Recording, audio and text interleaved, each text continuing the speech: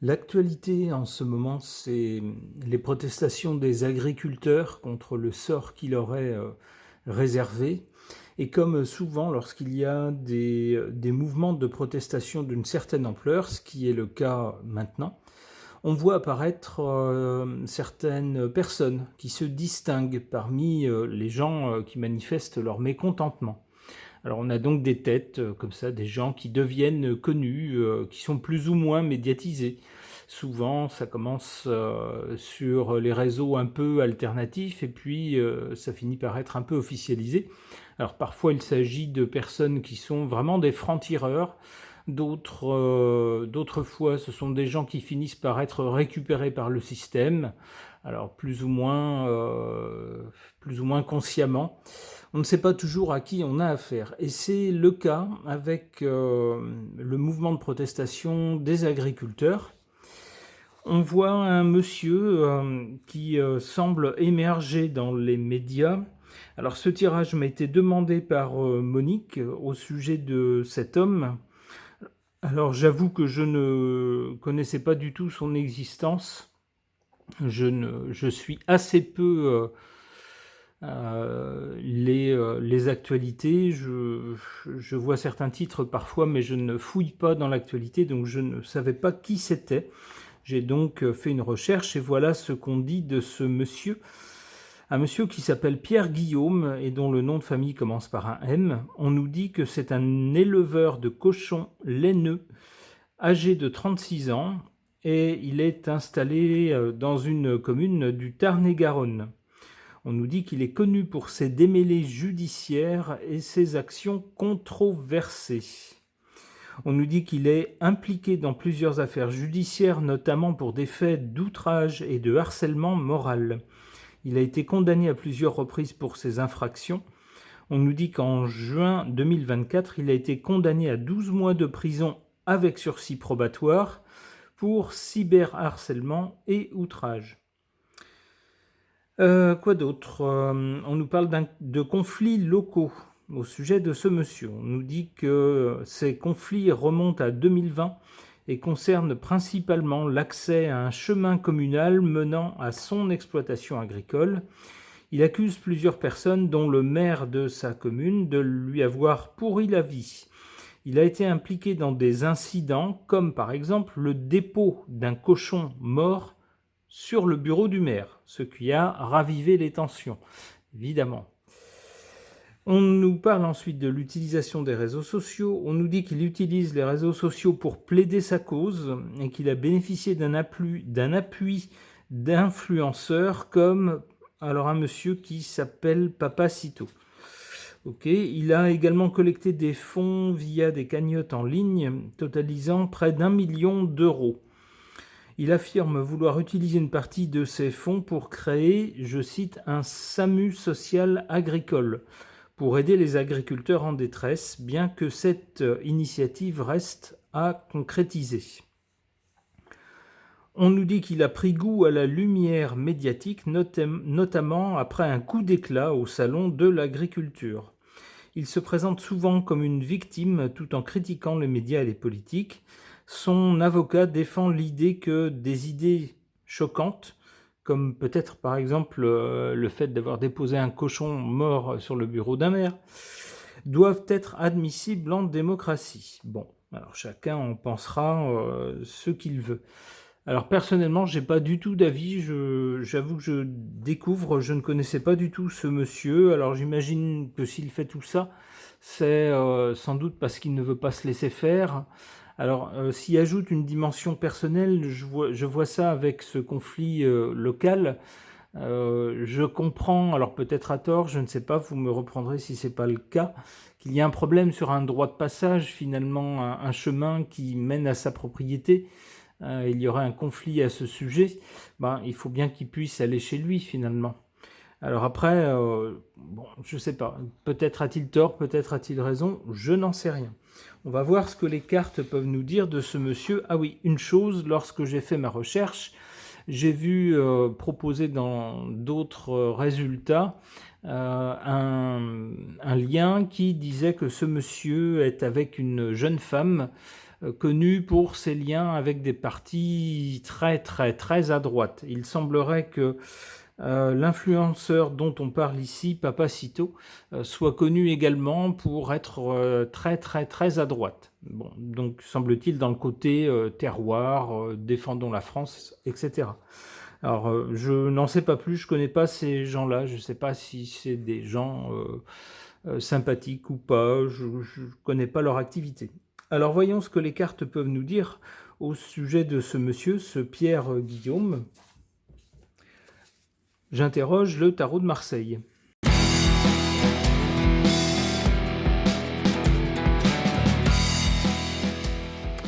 Bon, eh bien, une série de cartes qui commence bien et qui finit mal. Voilà, pour résumer.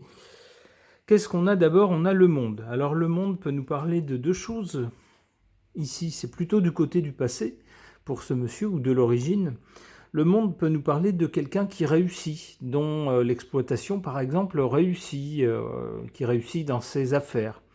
Le monde peut nous parler également de quelqu'un qui va au-delà de son périmètre de vie habituel. Alors c'est le cas puisqu'on nous dit que c'est quelqu'un qui est finalement maintenant médiatisé et que des gens situés très loin de chez lui connaissent. On voit également qu'il a des liens avec des personnes qui sont probablement plus liées au milieu parisien. C'est comme ça que je comprends le résumé. Et qu'est-ce qu'on voit après? On voit pour lui la justice. Eh bien, malheureusement, ça recoupe le résumé de sa biographie avec quelqu'un qui a déjà eu affaire à la justice. Alors ici, c'est au présent. Et qu'est-ce qui suit? Le chariot. Alors le chariot nous parle de gendarme. C'est pas très bon pour lui.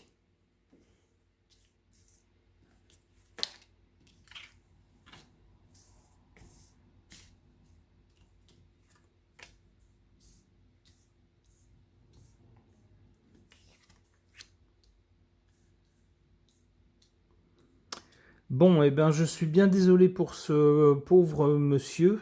Mais les cartes... alors ici, on a quand même en sa faveur la force. C'est quelqu'un qui aurait la force de son côté, c'est-à-dire c'est déjà quelqu'un qui a une sacrée force de caractère, qui ne s'en laisse pas compter, qui n'hésite pas à faire des coups de force, comme on l'a vu dans le résumé biographique. On nous dit que ça va dans son sens. Alors c'est sûr que ça l'aide à être médiatisé, et puis s'il fait ça, c'est certainement par rapport à des choses qu'il estime être injustes et pour lesquelles il ne veut pas rester les bras croisés. Donc l'opinion publique, forcément, va se dire c'est peut-être pas légal, mais sur le fond, il a raison de ne pas se laisser faire. Donc ça va plutôt dans son sens, ça joue plutôt en sa faveur. Malheureusement pour lui, en sa défaveur, on a cette carte de l'étoile qui nous parle soit d'espoir, soit de protection, mais ici qui lui font défaut, c'est-à-dire que c'est quelqu'un qui risque de ne pas être protégé face à tout ce qui peut lui tomber dessus. Et ce qui peut lui tomber dessus, c'est quoi? On le voit juste au-dessus, la justice d'abord, et puis ensuite avec le chariot, les gendarmes. Bon.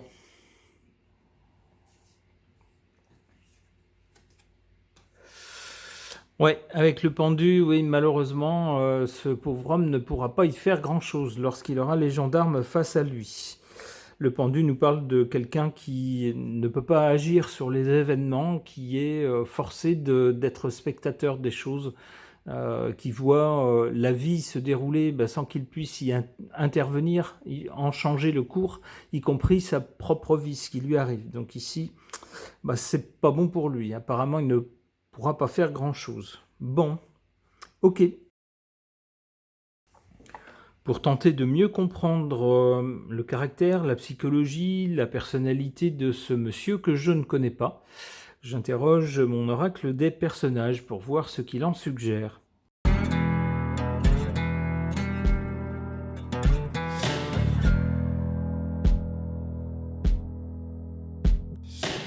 Alors, 3 facettes de la personnalité de ce monsieur, 3 facettes qui se succéderaient dans le temps. On aurait quoi d'abord à la base pour ce monsieur? On a la carte du religieux. Alors je ne sais pas si c'est quelqu'un qui est croyant et si oui, dans quelle Religion, alors le fait qu'il soit éleveur de porcs me laisse penser que ça ne serait pas l'islam. Vous voyez, que ça serait peut-être plutôt la religion chrétienne. Mais je verrais plutôt cette carte du religieux, je la prendrais plutôt de façon symbolique. Et je la prendrais plutôt dans le sens où c'est quelqu'un qui prend très à cœur son métier d'agriculteur ou d'éleveur. Pour lui, c'est comme une religion. Alors on sait que c'est souvent le cas pour les gens qui travaillent dans ce milieu. C'est un métier, ce sont des métiers, les métiers comme ça de la terre ou des animaux, qui sont très très prenants. Très souvent, on ne peut pas faire vraiment ce qu'on veut. On est tributaire de la terre ou des animaux. Il faut être là quand il y a besoin et ça demande vraiment un très très fort investissement personnel. Si on n'aime pas ces métiers-là, on ne peut pas les faire. Il faut vraiment, que ça soit, comment dire, quelque chose de bien ancré en soi, cette passion pour ce métier. C'est ce que je verrais dans cette carte du religieux, quelqu'un qui aime vraiment son métier, d'éleveur. Alors ensuite, pour le présent, on a cette carte du soldat. Oui, on voit que c'est quelqu'un qui ne se laisse pas faire et qui, face à l'adversité, se bat comme il peut, alors apparemment souvent de façon un peu maladroite, en faisant des choses qui sont parfois en délicatesse avec la loi. Si bien sûr on ne peut pas approuver des choses qui vont contre la loi, on peut en revanche comprendre que c'est quelqu'un qui n'a pas l'intention de se laisser faire et puis de voir son activité dépérir, ni la sienne ni celle d'autres agriculteurs ou éleveurs. Donc c'est quelqu'un qui se bat avec cette carte du soldat. Et qu'est-ce qu'on a ensuite? On a la carte du techno, c'est-à-dire que même si c'est quelqu'un qui vit, semble-t-il, à la campagne et qui est proche de la terre, n'en déplaise à certains bobos parisiens, par exemple, qui prendraient un peu de haut les gens de province, et puis surtout les agriculteurs en le faisant passer pour des arriérés, voilà. Pas du tout. Avec cette carte du techno, on a quelqu'un qui fait partie de la jeune génération, par rapport à moi par exemple, et qui maîtrise tout à fait les technologies modernes et qui sait tout à fait s'en servir. Alors ce qui serait illustré par le fait que c'est quelqu'un qui apparaît, semble-t-il, dans les médias alternatifs ou les réseaux sociaux, et c'est quelqu'un qui semble très à l'aise avec ces choses-là, avec cette technologie-là.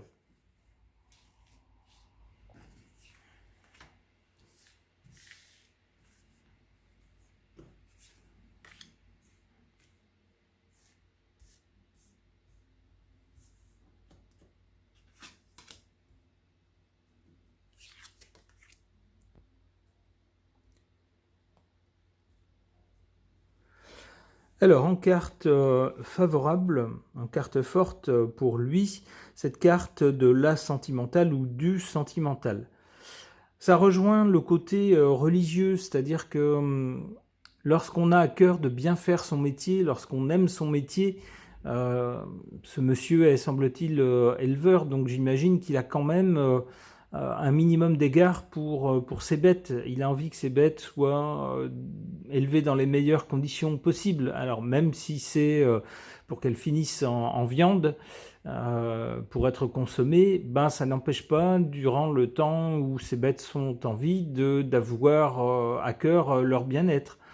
Par exemple, ça pourrait être quelqu'un donc qui soit sentimentalement attaché, alors peut-être pas trop à ses bêtes, un peu, en tout cas à leur bien-être, mais plutôt à la terre, si vous voulez, et à ce métier qu'il pratique et au métier que pratiquent d'autres personnes dans sa situation, soit des éleveurs ou soit des agriculteurs. Et c'est peut-être quelqu'un qui ne veut pas se résigner à voir tout ça disparaître, non seulement par froid calcul, mais à cause d'une dimension sentimentale. C'est quelque chose qui le touche. Alors on nous dit que c'est une bonne chose.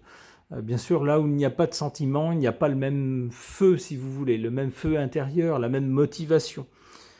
C'est ce qui permet également de toucher d'autres gens, de leur faire comprendre le problème et puis ce qui ne va pas. En carte faible ou négative, le séducteur. Alors ça pourrait être quelqu'un qui justement manque du côté... quelqu'un qui ne joue pas sur du velours, et il faudrait.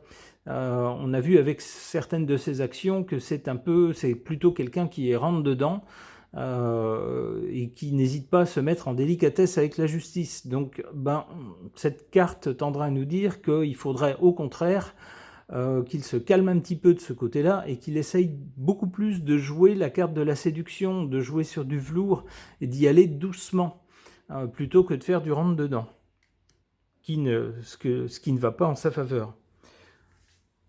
Ses opposants ont beau jeu dire ensuite que c'est quelqu'un qui ne respecte rien, qui ne respecte pas l'ordre, qui est un hors-la-loi. Alors c'est toujours ce qu'on dit bien sûr lorsqu'on veut discréditer des manifestants par exemple. Eh bien, lorsqu'il fait des choses qui sont réellement hors-la-loi, on peut penser que c'est soit par désespoir, soit emporté par sa fougue, sa volonté de défendre son activité ou son exploitation. Eh bien, malheureusement, ça ne joue pas en sa faveur. Il faudrait donner plus dans la séduction.